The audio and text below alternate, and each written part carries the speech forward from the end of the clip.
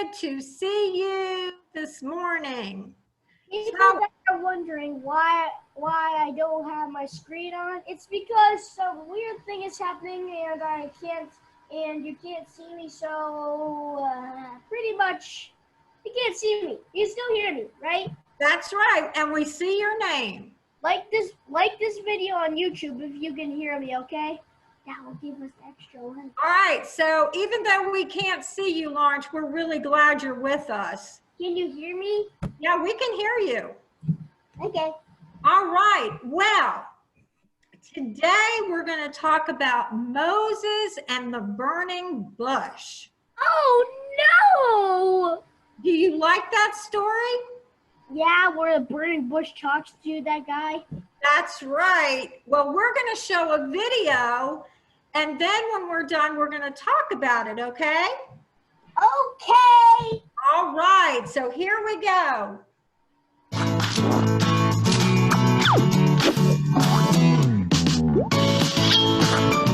The Faithful Hall of Fame, Moses.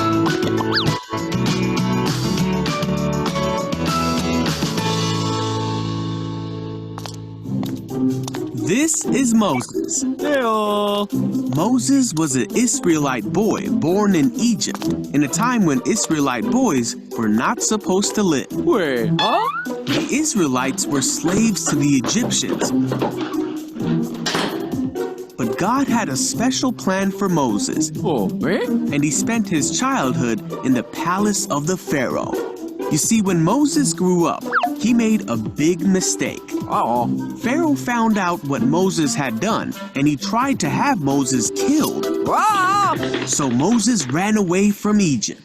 He stopped in the land of Midian, Ah. and 7 sisters came to the well to give water to their father's flock. Some shepherds came to drive them away, Hey, you. but Moses stood up for the women. Hey. Now these sisters were the daughters of the Midianite priest named Jethro. When Jethro heard what Moses did for his daughters, he sent for Moses. So Moses came to live among the Midianites, and he married Zipporah, one of Jethro's daughters. Huh? Meanwhile, back in Egypt, the old Pharaoh died, but he was replaced by a new Pharaoh who continued to treat the Israelites poorly. Oh, man.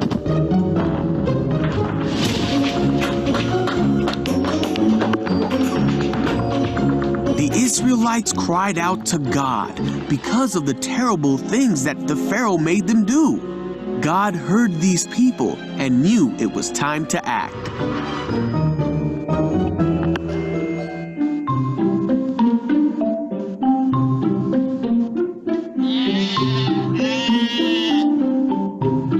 One day, Moses was tending Jethro's flock when an angel of the Lord appeared to Moses through a burning bush that would not burn up.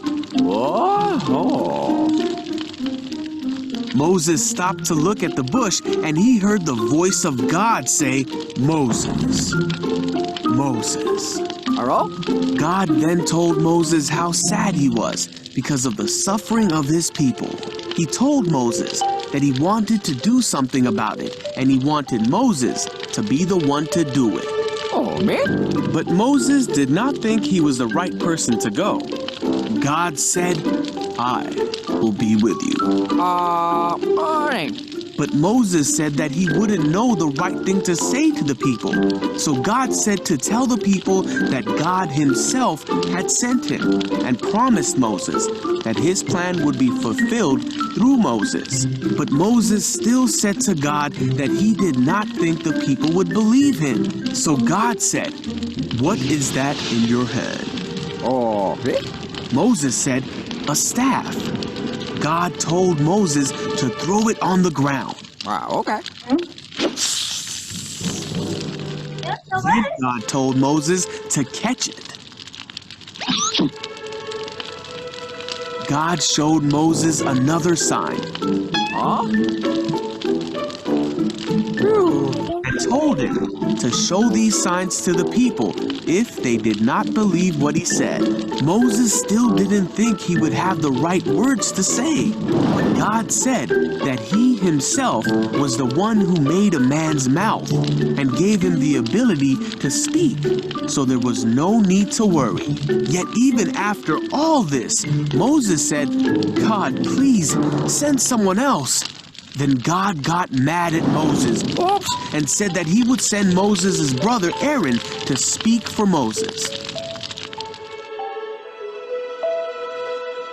So Moses went back to his father-in-law and told him that he needed to go back to Egypt. Moses and his family started their journey back to Egypt, and Moses carried the staff of God in his hand, for this staff would be the tool God would use to demonstrate his awesome power to the Israelites and to the Egyptians. That was it. So, what can we learn from that story? Be brave. To be brave, that's right. Do you think Moses was afraid of what God wanted him to do? Yeah. Yeah, he was, wasn't he? Ooh. And you know, when God wants us to do something, we might be afraid too, you think? Yeah. Yeah, I mean, sometimes we just don't think that we're capable of doing it, are we? But how did God show Moses that he was going to be right there with him? Remember what he did? What did he do with the staff? Did he make it into a snake? Oh, yeah. Yeah, he made it into a snake. And then what did he tell him? He said, pick it up, right? And it went right back to being what? Like his staff again, right? When he catches it. That's right. So God told Moses that he could do what he needed him to do because God was going to be with him, leading him all the way through. He would never have to be afraid to do that job. I know proof God helps you. What was that, Lawrence? I know proof. I have some proof that God can help people. You want to share that? Yeah, so in the morning when I was going to school, I was going to bring 2 Dogman books to school, but I couldn't find those 2 I was going to bring. So when I got to school, I prayed to God. When I got home, he would help me find the 2 books. And then when I came home, a few seconds ago, I found it. Awesome. That is exactly right. You did the right thing. You asked God for help, and he is there. He is ready and willing and able to help us no matter what, right? Yeah. So we need to know that we can do anything God asks us to do because he's right there with us to help guide us in how to do it. Doesn't that make you feel good? It gives you a lot of peace. I know it does me. I know I certainly couldn't do most of the things that I have to do without knowing that God is there to guide me through. So this week, let's really focus on trying to see different situations in our lives that we know that God has helped us through, and maybe we can share them next week, okay? Sound like a plan? Good, good. How about you, Lawrence? Good. Good? Wait, I'll show you proof.